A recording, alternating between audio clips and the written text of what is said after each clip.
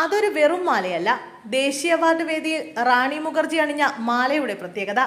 71ാമത് ദേശീയ പുരസ്കാര വേദിയിൽ തിളങ്ങി മികച്ച നടിക്കുള്ള പുരസ്കാരം ഏറ്റുവാങ്ങാനെത്തിയ ബോളിവുഡ് താരം റാണി മുഖർജി. ദില്ലിയിൽ വെച്ചാണ് പുരസ്കാര വിതരണം നടന്നത്. മിസ്സിസ് ചാറ്റർജി വേഴ്സസ് നോർവ എന്ന ചിത്രത്തിലെ പ്രകടനത്തിനാണ് 3 പതിറ്റാണ്ട് പിന്നിടുന്ന അഭിനയ ജീവിതത്തിൽ റാണി മുഖർജിയെ തേടി ആദ്യമായി ദേശീയ പുരസ്കാരം എത്തുന്നത്. ദേശീയ പുരസ്കാര വേദിയിലെത്തിയ റാണി മുഖർജിയുടെ ലുക്കാണ് ഇപ്പോൾ സമൂഹ മാധ്യമങ്ങളിലെ സംസാര വിഷയം.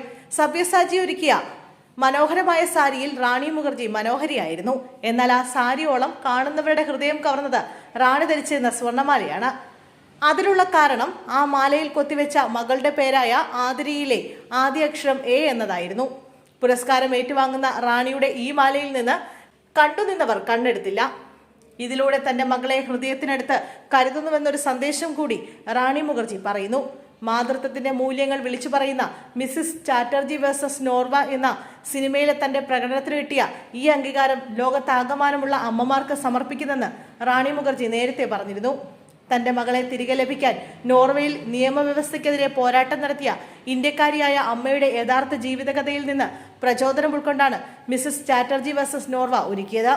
അതുകൊണ്ട് തന്നെ ഈ കഥാപാത്രത്തിന് അംഗീകാരം കിട്ടുമ്പോൾ അത് തന്റെ മകളെ ചേർത്ത് നിർത്തിക്കൊണ്ടായിരിക്കണം എന്നുള്ളത് റാണി മുഖർജി മകളുടെ പേരിലെ ആദ്യാക്ഷരം കൊത്തിവെച്ച മാല ധരിച്ചുകൊണ്ട് പുരസ്കാരം ഏറ്റുവാങ്ങാൻ എത്തിയത്.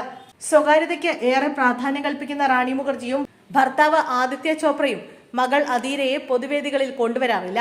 ഭൂരിഭാഗം താരങ്ങളിൽ നിന്നും വിഭിന്നമായി തന്റെ മകളുടെ പ്രൈവസിയെ മാനിച്ചുകൊണ്ട് പാപ്പരാസികളോട് ചിത്രങ്ങൾ എടുക്കരുതെന്ന് ആവശ്യപ്പെട്ട ദമ്പതിമാരാണ് റാണിയും ആദിത്യയും.